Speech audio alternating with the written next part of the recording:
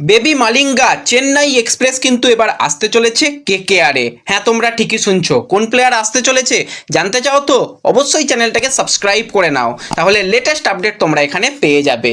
তো অকশন থেকে কিন্তু কেকেআর ম্যানেজমেন্ট এবার টার্গেট করতে চলেছে 22 বছর বয়সী সেই বিধ্বংসী বেবি মালিঙ্গা, যাকে বলা হচ্ছে মাথিসা পাথিরানা।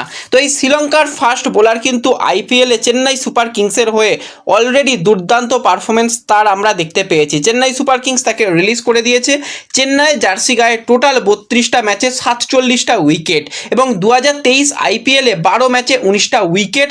তার পরের সিজনে মাত্র 6টা ম্যাচ খেলেও কিন্তু 13টা উইকেট নিয়েছে।